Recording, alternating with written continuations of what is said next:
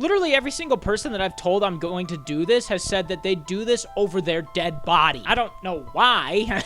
I mean, it's only 20 hours in a dark theater full of smelly people watching 8 movies that you either really like or really don't.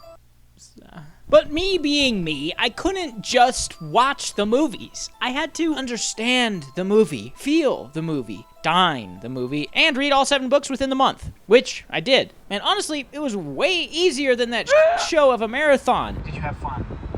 Yeah. Do you feel good? No. And would you do it again? Okay, so here's what's included with the ticket. Admission to all 8 Harry Potter films, 1 free large popcorn, and 1 large refillable soda, red carpet photo op, certificate of marathon completion, which I didn't get, and participation in the Harry Potter trivia contest. Also didn't get that. I don't know why people didn't want to go to this with me. Starting on August 1st, I spent the next 23 days lasting through these books in every moment I could. At home, at work, on the can, before bed, under the bed, outside, wherever there was time, I was taking it. And my short review of these books is this. They're not good, but I had fun reading them. The first 3 were a breeze. 300 easy pages in and out. Child's play. Child's play. Then J.K. Rowling plopped a joke of a kid's book on my lap. Hermione doing something with elf racism and a bunch of awkward sexual tension later. I was thinking this was actually going to be way harder than I thought to finish. Oh my god. This might be a lot harder to finish than I thought. The 5th one might actually be one of my least favorite books, just like ever. It's so pointless and utterly stupid and unsatisfying. If you took a shot for every time J.K. Rowling wrote the words roared or breathlessly, you would more than likely be 6 feet under before the kids got to Hogwarts. 900 pages of these kids trying to get a prophecy that says, oh, you or Voldemort is gonna have to die. Like, as if we didn't already know that without this stupid-ass terrible prophecy that comes up and does nothing. The 6th and the 7th kind of just blended together for me. Neither could live while the other survived, and I was just blasting through them to finish. And then they redeemed Snape, who's still just a complete asshole character, but because he said he loved a girl from 3rd grade, everybody likes him. It's not as if he's a creepy sociopathic stalker or anything. He said always, okay? Always. Always. Always. Wow. This is so awesome. I can't believe it. So when the time comes. Oh my god. So I pulled my comfiest but slickest fit on because I'm single and thought that I might meet someone at a marathon of movies, which we're all playing in a dark theater for 24 hours. But I had read 3,407 pages of Wizarding World gobbledygook, and I was probably a bit fried from it, I'll be honest. So thinking that my ticket was gonna include a lot more than it did, I didn't smuggle any snacks into the theater, and I just prepared for the 2.5-hour raw dog of the first film. You heard that right.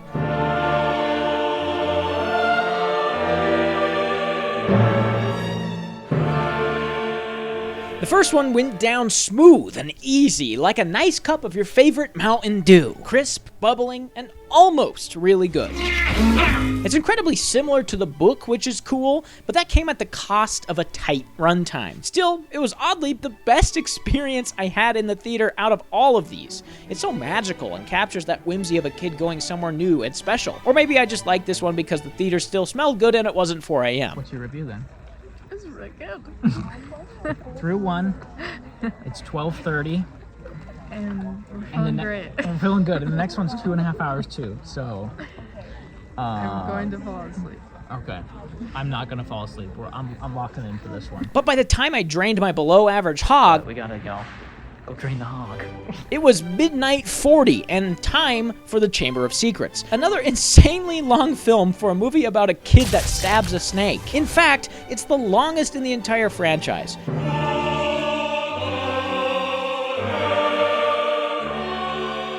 At first I was feeling good during this one. Here with my best friend, Wolverine, Deadpool, and we're locked in, man. We're gonna do this thing. It's 1 in the morning, I'm feeling good. 1 movie down, moving through number 2 right now. This is easy. But quickly, the early hours and the long runtime of the most boring story in all of these films started to get to me. Well, it's 3:30 a.m. and third one's about to start. I'm starting to struggle. But before we get into that, The Chamber of Secrets, a movie that, knowing where the mystery goes, is incredibly hard not to fall asleep during. Whether it's 2 in the morning or 2 in the afternoon, it's pretty dull. A book enchants a tiny girl and a snake takes orders from it. There you go, movie solved. What else is there? Not much, let me tell you. This one had nearly everyone down for the count. Snoring, timers going off, and the occasional clapping made up this chorus of sound, like a serene forest. The Harry Potter franchise is among the elite fantastic fantasy films.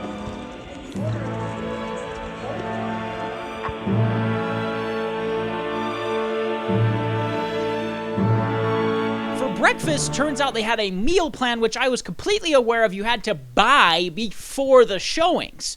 Now, naturally, we didn't buy that because we had no idea, so instead of that, me and my sister, who made this whole experience bearable, shout out you, had McDonald's. 30 a.m.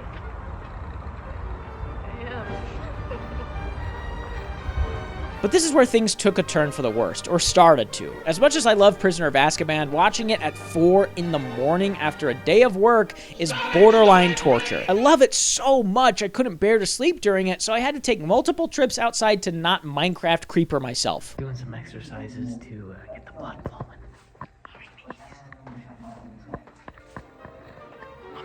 But once that ended, I wasn't ready for what the fourth one was going to do to me.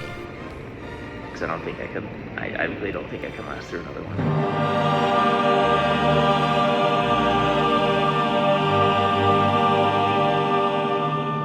But the fourth film is truly where things took a turn for the worse. I could barely keep my eyes open, and even walking outside and trying to do little exercises wasn't helping. After 8 hours of non-stop movie watching, my body had had enough. I'm ashamed to admit it, because I thought I was gonna blow through all of this easily, but I fell asleep during the fourth film. In fact, I lost nearly the entire film due to sleep that was constantly being interrupted by... Here come the Bulgarians!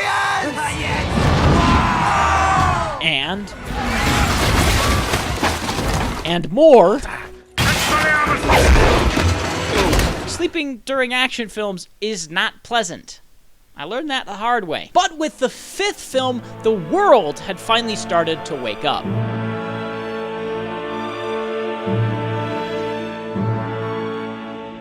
So the sun's up. The sun was shining, and we were just over halfway done. Fourth one was a slog, a grind.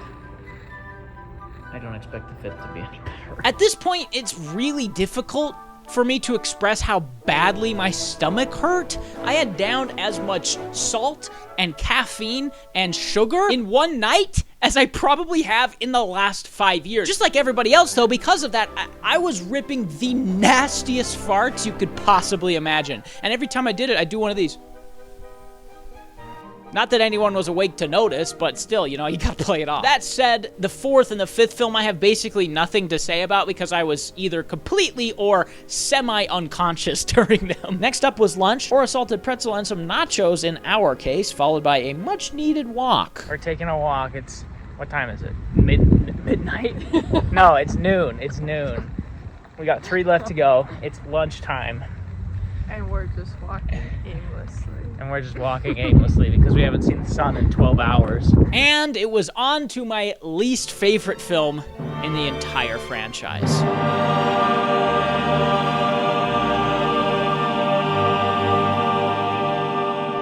Alright, well, it's 1:30. Half-Blood Prince. I can't even say words. Half-Blood Prince is going right now. This movie is a slog. and it's a real miracle I didn't sleep through it. Not only is the story significantly different from the book, but it's also significantly uglier than any of the other films. David Yates should have had his ass locked up for what he made the colorist do. It's all this disgusting brown and gray. They blew out the highlights and added this bizarre glow effect, and that's just the normal disgusting color grade of the regular stuff in the movie. But then there's the memories that Dumbledore and Harry go into that the film decides to forego just dipping its toe into and plunges neck deep into the putrid color green. It's disgusting to look at, and then adds this terrible shallow-ass focus to make this feel more bizarre and dreamlike, but instead it has the opposite effect. It makes it completely unbearable to look at. But at this point I was also just losing my ability to talk, so I don't know if I was just really pissed off or just delirious. Half-Blood Prince. The pure hatred I had for this film fueled me as much as my Rain energy drink, my first one ever, so shout out Rain. It kept me awake. My gas had passed literally and figuratively, and it was on to.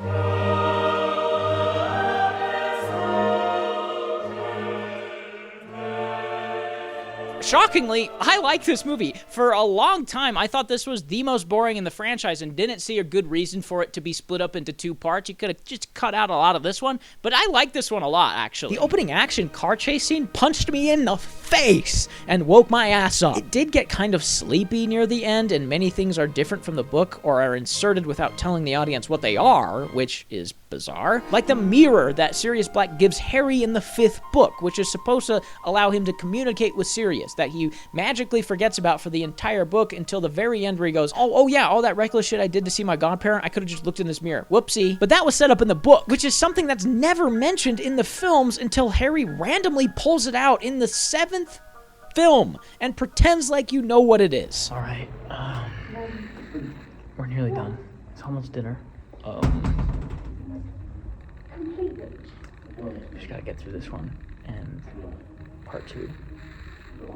But it all pales in comparison to the fan service nightmare of